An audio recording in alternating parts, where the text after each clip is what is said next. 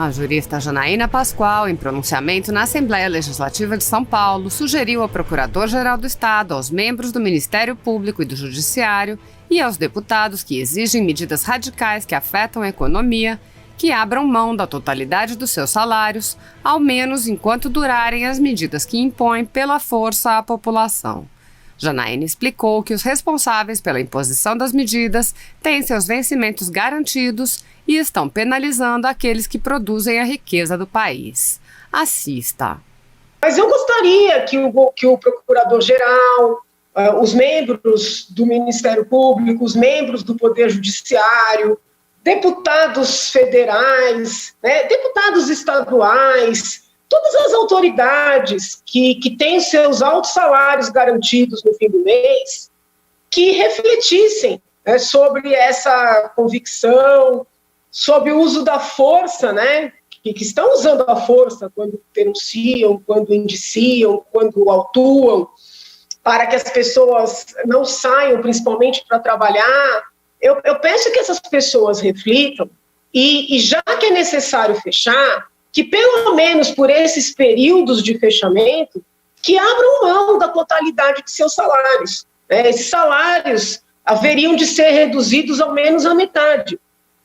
A gente tem que enfrentar a realidade. Eu tenho vários projetos na casa, prevendo cortar pensões, cortar aposentadorias que sejam superiores ao teto constitucional, projetos prevendo cortar salários que sejam superiores ao teto constitucional. Muito antes da mesa da Assembleia propor a diminuição dos salários dos deputados, eu apresentei projeto individual propondo essa redução. Eu fui a primeira a propor liberar o fundo da Assembleia para enfrentar a pandemia. Então, eu penso o seguinte: nos últimos dias, muitas foram e são as autoridades que têm salários altos garantidos no fim do mês, exigindo o fechamento completo, dos restaurantes, do comércio, da sociedade como um todo. Todas dizem que estamos numa situação excepcional, numa situação de gravidade. Eu não tenho como discordar, os números são assustadores mesmo. A faixa etária dos mortos diminuiu, mas essas pessoas não colaboram com nada, elas não propõem abrir mão de nada. Muito obrigada, Melissa. Aproveito o fato de ter sido precedida pelo Major Meca, pelo Coronel Telhada, para reiterar o que já até escrevi hoje cedo nas redes, que meu voto para a presidência da Assembleia é do Major Meca, meu voto para a primeira secretaria é do Coronel Telhada, e também reitero o entendimento de que aqueles que não estão satisfeitos com as medidas adotadas pelo governador deveriam se unir à nossa chapa de resistência no lugar de lançarem candidatos avulsos. O lançamento de candidatura avulsa é uma maneira velada de ajudar o governo. Por mais que digam que não, por mais que floreiem, é fato. É uma forma de ajudar o governo de maneira indireta. Por que voltei a fazer uso aqui da tribuna? Porque muitas pessoas estão me escrevendo, pedindo medidas duras contra o governador do estado, pessoas indignadas por não poderem trabalhar.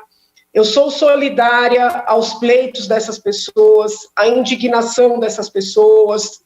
Disse e repito que no início da pandemia fui favorável ao fechamento, porque era necessário investir os bilhões que foram liberados no preparo do sistema de saúde pública.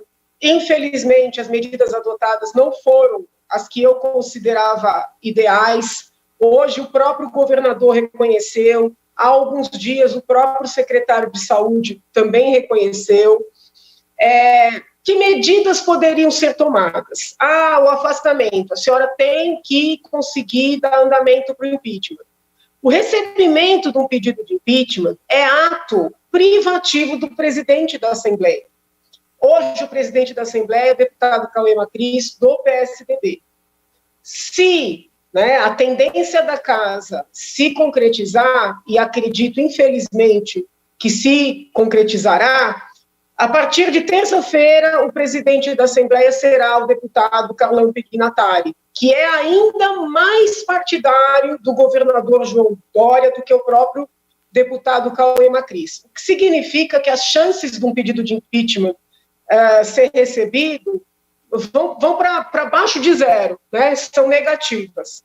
Então, esses deputados que sobem à tribuna e gritam contra o governador, e depois fazem acordo, seja para votar no candidato do governo, seja para lançar candidato avulso e favorecer o governo, falam que são favoráveis ao impeachment, falam que são favoráveis a barrar o governador, mas na verdade não são. Eles gritam para que a população ache que eles estão fazendo alguma coisa.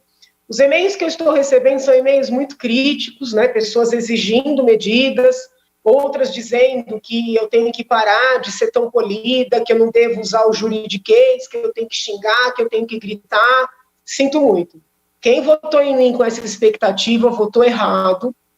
Eu sigo a lei, eu sigo a Constituição, e a minha vida inteira é e será uma vida de exigência de que as autoridades também sigam as leis e sigam a Constituição Federal. Para os senhores terem uma ideia, né, da situação delicada que nós vivenciamos, eu entendo que o governador está indo longe demais nos fechamentos, né? Hoje, pela manhã, o procurador-geral, né, no estado de São Paulo, ou seja, o chefe do Ministério Público Estadual, aquele que tem o poder de promover ação penal, né, contra praticamente todos os cidadãos no estado de São Paulo, e disse que o governador teria que ir além, né? O próprio fechamento, a paralisação dos esportes coletivos, que foi anunciada hoje, no início da tarde, foi determinação do Ministério Público. Os cultos, idem. Então, assim, quando os senhores exigem que eu faça algo, que eu enfrente o governador, que eu grite, que eu proponha ações, eu quero que os senhores compreendam que o chefe do Ministério Público está achando pouco. E aqui eu vou fazer uma consideração que pode ser tida como grosseira para com o procurador-geral, talvez inadequada, e aqueles que me acham educada demais ficarão também decepcionados, né? Eu tenho uma característica de conseguir desagradar gregos e troianos, mas eu gostaria que o procurador-geral, os membros do Ministério Público, os membros do Poder Judiciário, deputados federais, né, deputados estaduais, todas as autoridades que têm seus altos salários garantidos no fim do mês, que refletissem, né, sobre essa convicção, sobre o uso da força, né, que estão usando a força quando denunciam, quando indiciam, quando autuam, para que as pessoas não saiam, principalmente para trabalhar. Eu peço que essas pessoas reflitam, e já que é necessário fechar, que pelo menos por esses períodos de fechamento, que abram mão da totalidade de seus salários. Esses salários haveriam de ser reduzidos ao menos à metade.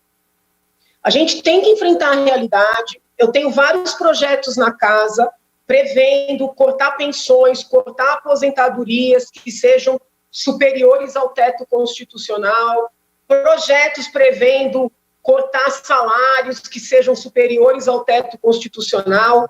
Muito antes da mesa da Assembleia propor a diminuição dos salários dos deputados, eu apresentei projeto individual propondo essa redução. Eu fui a primeira a propor, né, liberar o fundo da Assembleia para enfrentar a pandemia. Então, eu penso o seguinte, nos últimos dias, muitas foram e são as autoridades que têm salários altos garantidos no fim do mês, exigindo o fechamento completo, né, dos restaurantes, do comércio, da sociedade como um todo. Todas dizem que estamos numa situação excepcional, numa situação de gravidade. Eu não tenho como discordar, os números são assustadores mesmo. a faixa etária dos mortos diminuiu, mas essas pessoas não colaboram com nada, né? Elas não propõem abrir mão de nada, né? Porque, assim, quem produz riqueza num país e num estado é o setor privado, é o comércio que paga imposto, que dá emprego, que paga contribuição social, são os restaurantes, são as empresas, são as indústrias, né? O funcionário público com altos salários tem atribuições importantíssimas, missões constitucionais importantíssimas, mas eles não produzem riqueza. Os próprios deputados, hoje eu estou deputada, produz trabalho importante, não digo que sempre, né? Eu me esforço mas não produz riqueza, entendeu? Paga tributo? Paga, mas não produz riqueza. Então, nós estamos inviabilizando o trabalho daqueles que produzem riqueza, nós estamos penalizando esse grupo da sociedade, mas não estamos cortando nada daqueles que têm todos os direitos assegurados e garantidos e não produzem riqueza.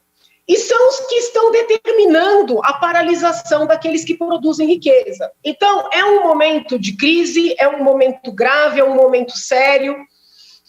Gente, tá? Eu não corroboro o discurso bolsonarista que diminui o problema que nós estamos enfrentando. Acho que, inclusive, esse discurso agravou, né, o que nós estamos enfrentando. Mas, se é assim, esses altos funcionários precisam abrir mão de alguma coisa, nem que seja pelo período mais grave da crise. Nós, deputados estaduais, doamos parte do nosso salário de maneira automática, já recebíamos os cortes até dezembro do ano passado. Entendo que essa sistemática deve ser renovada, mas não bastam os deputados estaduais de São Paulo, né? Preciso que os deputados federais, os senadores, os gestores em geral, e esses altos funcionários públicos do Poder Judiciário, do Ministério Público, precisam colaborar também, porque, de certa forma, todos estão trabalhando de maneira protegida, com dinheiro garantido no final do mês, o que a nossa população, sobretudo a mais carente, não tem. Muito obrigada, não quis ofender ninguém, mas alguém precisa falar a verdade, ainda que de maneira educada.